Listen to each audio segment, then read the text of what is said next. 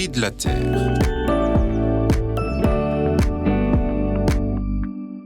Régis Dubourg, bonjour. Vous êtes membre de la communauté du Chemin Neuf et vous nous faites votre habituelle chronique Cris de la Terre. On vous écoute avec attention. Pour notre chronique d'aujourd'hui, j'ai eu envie de parler d'eux. Nous avons parlé de famine et de faim, nous avons parlé du progrès qui a permis de nourrir toujours plus de monde, nous avons parlé de consommation et de surconsommation, nous avons parlé de gâchis. Mais eux, les premières victimes des aléas climatiques, les premiers sensibles aux effets du réchauffement climatique, qui sont les hommes et les femmes qui cultivent et élèvent pour nourrir la planète? Combien sont-ils? Comment travaillent-ils? Alors à vos carnets pour quelques chiffres, qui, approximatifs, pourront et devront être questionnés.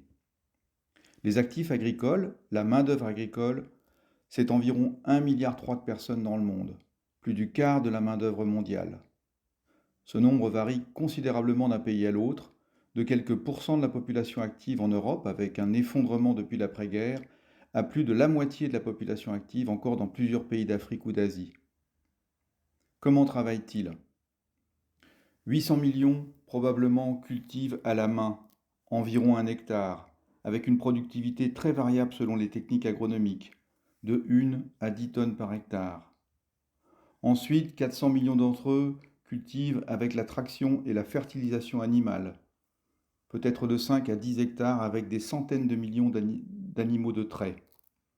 Enfin, environ 30 millions de fermes dans le monde cultivent avec un complexe engrais, mécanisation et des produits de protection des plantes, les fameux pesticides.